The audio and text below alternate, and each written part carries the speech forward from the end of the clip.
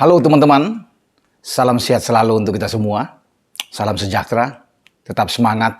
Kembali dengan saya Bung Ropan dan kita kembali untuk mereview hasil pertandingan yang berlangsung di matchday kedua di UCL yang berlangsung pada Kamis dini hari atau Rabu waktu setempat.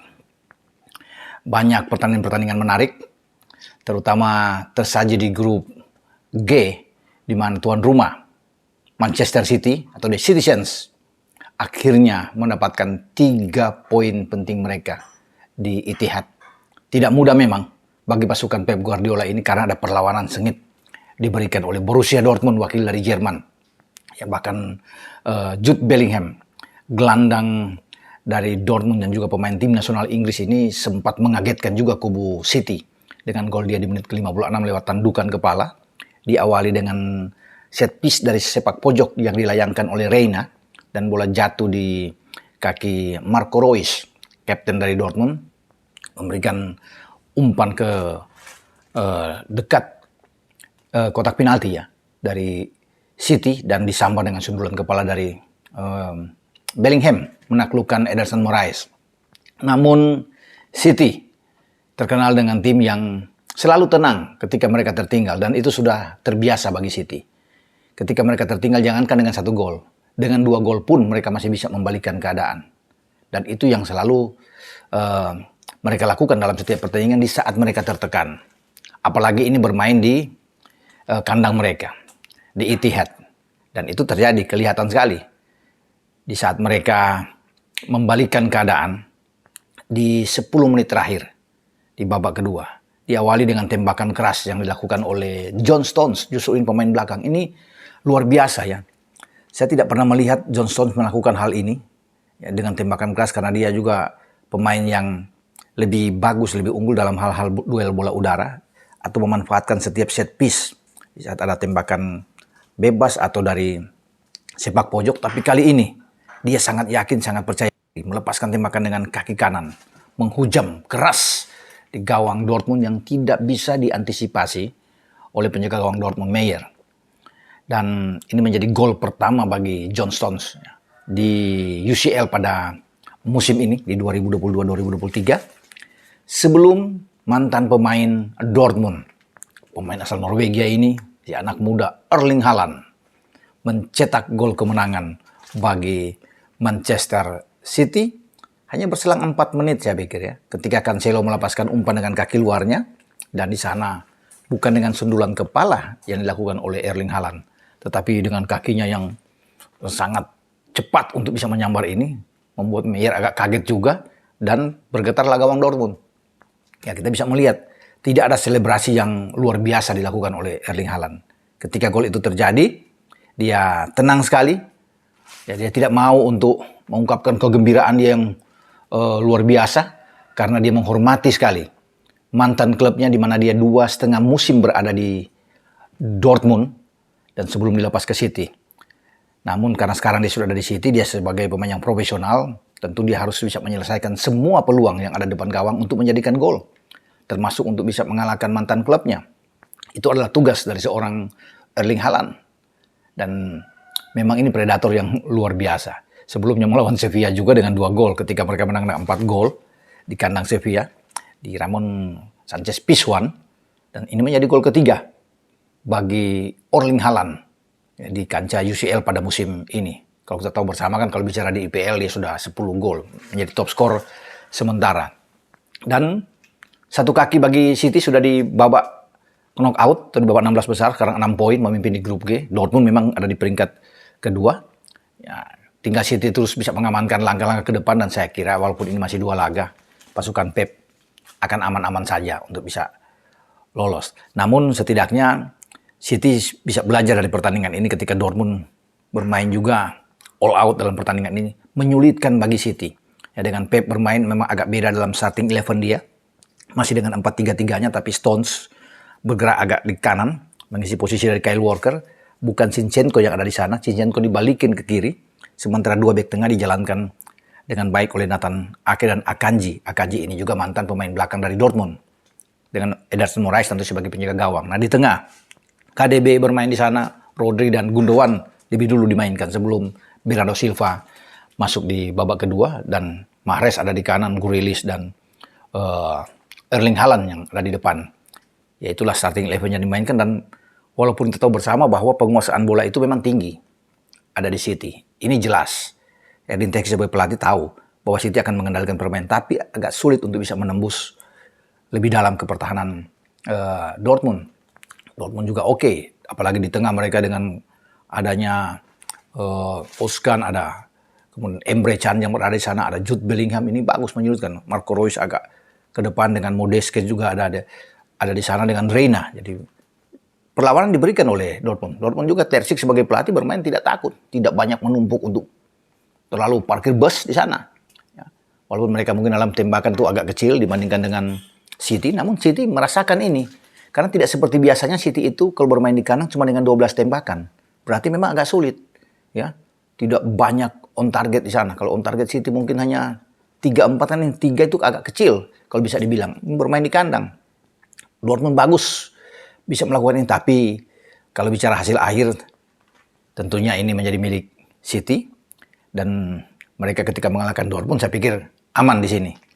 Tinggal bagaimana mereka akan menghadapi pada Oktober ya depan itu Copenhagen, apalagi bermain di Etihad lagi, habis Copenhagen itu. Ya ini, apalagi Copenhagen dalam pertandingan bersamaan bermain imbang dengan Sevilla ya, draw, yang membuat posisi dari City lebih aman, termasuk dengan Dortmund yang menjadi unggulan. Ada dua tim ini menjadi unggulan di grup G. Kemudian kita bergeser ke Stamford Bridge. Debut yang kurang begitu bagus ya dilakukan oleh Graham Potter setelah datang dari Brighton dan diambil oleh manajemen Chelsea. Bermain di kandang di Stamford Bridge mereka tertahan 1-1 dari Salzburg. Mestinya harus menang. Hitung-hitungannya ya. Apalagi kan dari semua aspek ini bagus, unggul. Ya, kalau bisa dikatakan sampai 73% penguasaan bola ini luar biasa. Tetapi agak percuma bagi mereka. Tembakannya bagus, lebih banyak, ya, on target juga, tapi akhirnya mereka hanya bermain 1-1.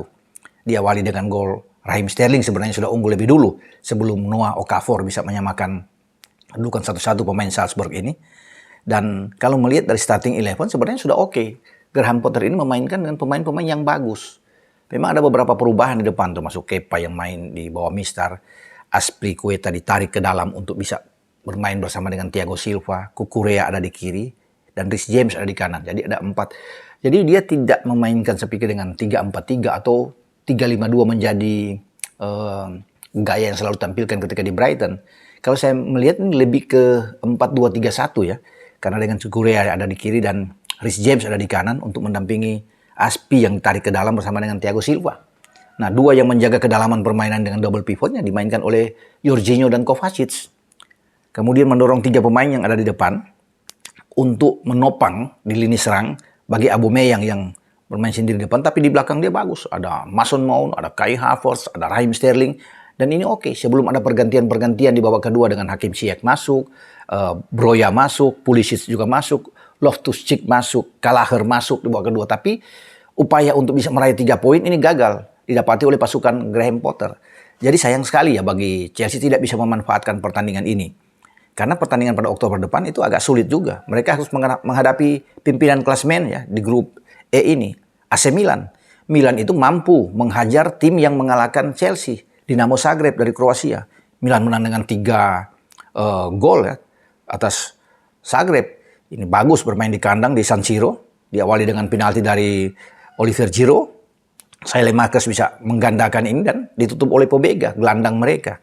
Lebih aman bagi Milan ya. Walaupun sebelumnya mereka sempat tertahan melawan Salzburg, sekarang mereka memimpin klasemen. Nah, bagi Chelsea sekarang ada di dasar klasemen. Ini berbahaya, bukan tidak mungkin Chelsea out, tidak lolos dari grup.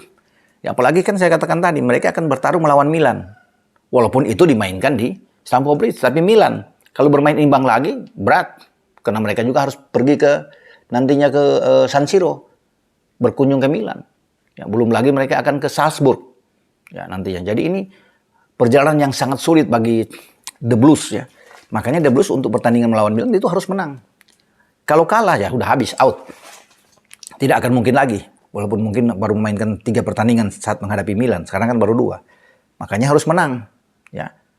Imbang juga agak berat perjalanan bagi Chelsea. Nah ini menjadi tantangan yang bukan berat lagi, super berat bagi Graham Potter. Bagaimana untuk mengangkat Chelsea ini dari dasar urutan ke paling buncit di bawah ya. Karena di atas ada Milan, tentunya ada dengan wakil dari Kroasia ini, Dinamo Zagreb, kemudian ada Salzburg, dan membuat mereka ada di bawah bagi Chelsea ya. Dan kita akan tunggu nantinya bagaimana ke depan pertarungan antara Chelsea ini. Chelsea harus cepat bangkit. Dan kita bergeser nantinya di Santiago Bernabeu. Real Madrid juara bertahan. Harus bertarung juga ekstra keras ya di kandang mereka, karena 2 gol mereka didapatin di 10 menit terakhir. Leipzig, wakil Jerman ini juga memberikan perlawanan sengit yang mengancam bagi Madrid, tapi pengalaman mereka ya, mental dari Madrid ini luar biasa. Ya. Mereka bermain dengan sangat baik dan pasukan Carlo Ancelotti mampu bisa mendapatkan 3 poin. Sekarang mereka aman dengan 6 poin di atas, ya, memungkinkan mereka untuk bisa segera lolos dalam laga berikut ya. Karena dengan kedalaman skuad yang oke, yang seperti terlihat melawan Leipzig ini bagus. Kamavinga main bagus, ada Aurelian Tchouameni, kemudian Kroos nanti masuk babak kedua, masih ada Modric. Pemainnya oke, bagus lah. Kalau bisa dilihat, ada Rudiger di belakang, ada Alaba, Carvajal. Ini pemain-pemain yang oke, dan Nacho yang bahkan dimainkan lebih awal, dan mereka bisa mendapatkan 2 gol di menitnya. Diawali dengan gol yang luar biasa tentunya dari Federico Valverde yang pemain yang tidak tergantikan ini.